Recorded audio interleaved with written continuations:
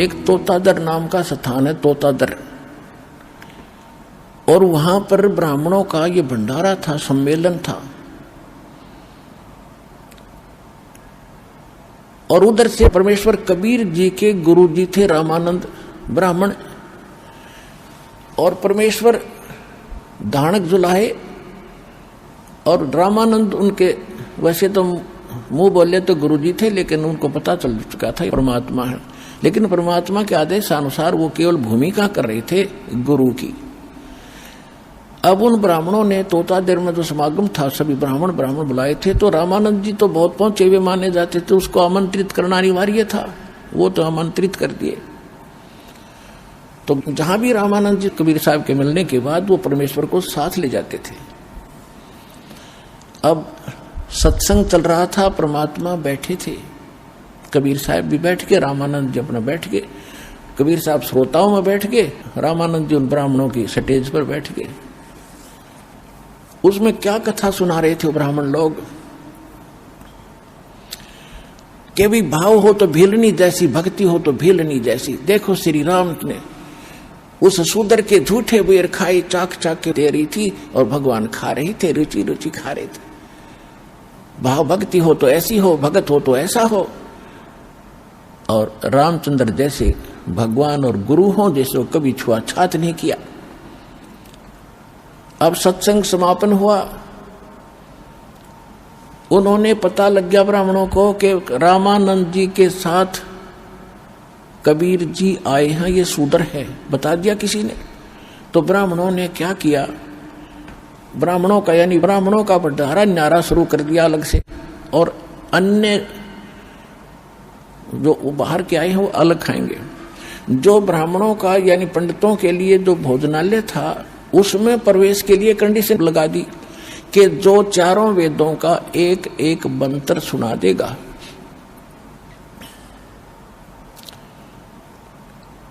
वही इस भंडारे में आओगा। उनको मालूम था कबीर जी तो जानते नहीं, संस्कृत पढ़े नहीं, इसलिए आप पे छट जाएंगे। अब जब सब ब्राह्मण आ रहे थे, उन्हें तो गोट रखे थे, श्लोक सुनाओ और फटते मंत्र सुनाओ और अंदर जाओ, मंत्र सुनाओ अंदर जाओ। अब परमात्मा का नंबर आया कि जी मंत्र सुनाओ। वहां एक भैंसा घूम रहा था, आसपास चल रहा था चारा, छोटा सा एक भैंसा। उसको कहा भैंसा राम इधर आना। परमात्मा ने ऐसे किया, भैंसा राम, वो ऐसे देखा कि आजा।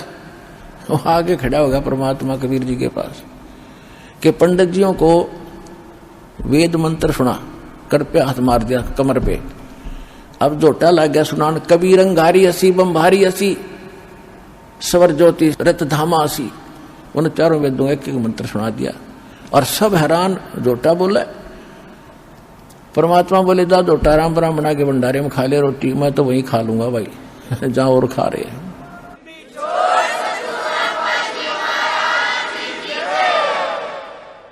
वहां कम से कम 4-5 हजार ब्राह्मण थे। परमात्मा ने 2 घंटे सत्संग किया वहां पर खड़ा होकर। अरे तुम बात तो सुना रहे थे बेलनी और राम की, तुम भगवान से बड़े हो गए। उसने तो शूद्र से कोई नफरत नहीं की, बेलनी से, अरे तुम नफरत कर रहे हो।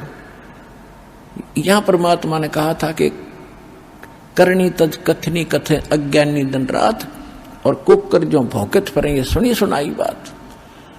कथनी कर का है नहीं, कहते कथनी के सूर्य गणे, ये कथे अटंबर ज्ञान, और बार जवाब आवे नहीं फिर लीद करे मैदान। 5000 ब्राह्मणों ने परमात्मा का ज्ञान स्वीकार किया और नाम स्वीकार किया और भक्ति की अपना कल्याण करवाया।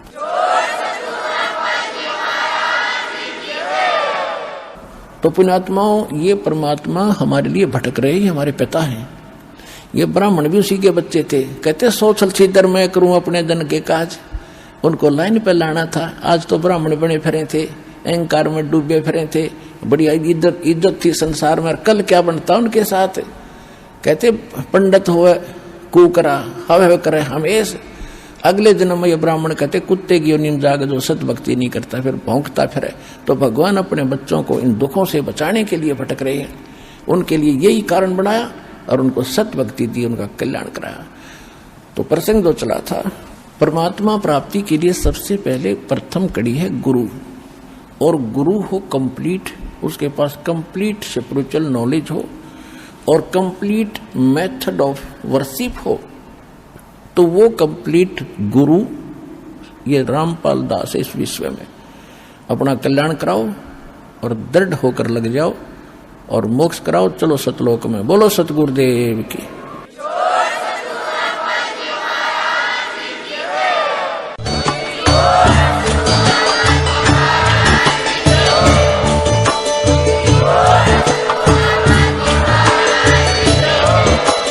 आप सुन रहे थे जगत गुरु तत्वदर्शी संत रामपाल जी महाराज जी के मंगल प्रवचन। अधिक जानकारी के लिए विजिट कीजिए हमारी वेबसाइट www.jagatgururampalji.org। संत रामपाल जी महाराज जी के शुभ आशीर्वाद से पूरे विश्व भर में 500 से भी ज्यादा नाम दीक्षा केंद्र हैं, जिन पर संत रामपाल जी महाराज जी द्वारा ऑनलाइन निशुल्क नाम दीक्षा दी जा रही है। अपने नजदीकी नाम दीक्षा केंद्र का पता करने के लिए संपर्क करें 8222880541।